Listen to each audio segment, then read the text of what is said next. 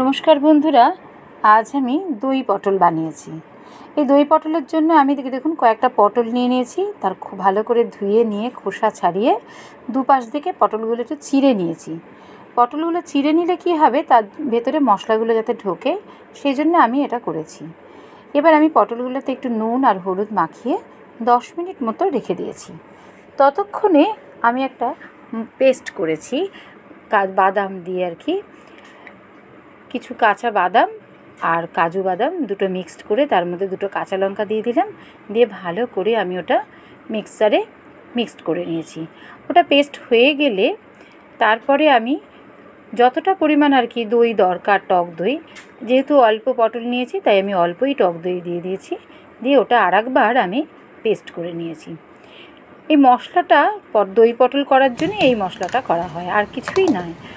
এবার আমি কড়াই তেল দিয়েছি, কড়াই তেল দিয়ে আমি এবার পটলগুলোকে ভেজে নিয়েছি। একটা একটা করে দেখুন আমি সব পটলগুলোকে আমি ভেজে নিয়েছি। এই ভাজা পটলগুলো এবার আস্তে আস্তে আমি একটা করে করে তুলে নেব। সমস্ত পটলগুলো ভাজা হয়ে গেলে আমি কড়ার মধ্যে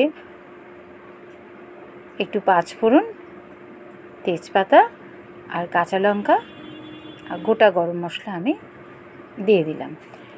দিয়ে একটু নেড়ে চেড়ে নিয়ে এবার পটলগুলো আমি তার মধ্যে দিয়ে দিয়েছি।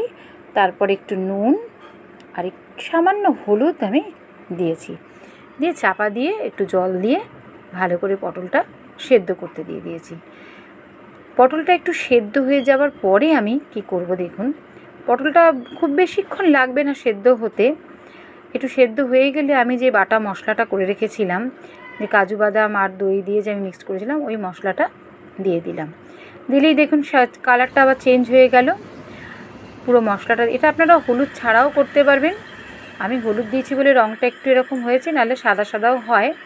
দেখুন হয়ে গেল, খুব বেশি ফোটানোর দরকার হলো না, আমাদের হয়ে গেল দই পটল।